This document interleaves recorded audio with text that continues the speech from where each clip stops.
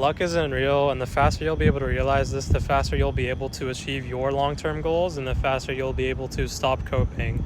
Just because you see the last instance of someone's journey, aka their success, doesn't mean that they got lucky, right? They've been putting years of hard work behind the scenes before that success point, and just because you were only able to see that success point doesn't mean they got lucky. Again, I just repeated myself, but some of y'all need to hear this, right?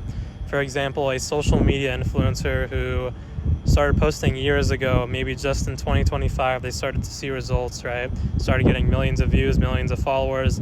A lot of people, their friends, family members, will start to call them lucky for some reason.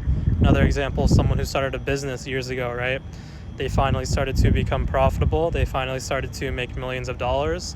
And out of nowhere, once again, friends and family members of him start to call him lucky for some reason. This isn't the case at all, right? If you see someone on the streets with a good physique who's in good shape, you won't go up to him and call him lucky, right? Because you understand that building a physique requires a lot of work, requires you going to the gym, having your lifting down, having your nutrition down, having your sleep and recovery down.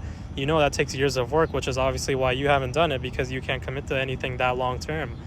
So, sorry, that was just a shot out of nowhere, but you have to understand that this is the same thing with social media, with business, with fitness.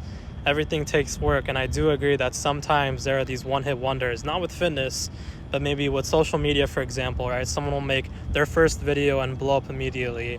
I do agree that does exist, but 99% of people who start and become successful put in the years of work, so you can't just discredit that and call them lucky as if they didn't put in that work at all.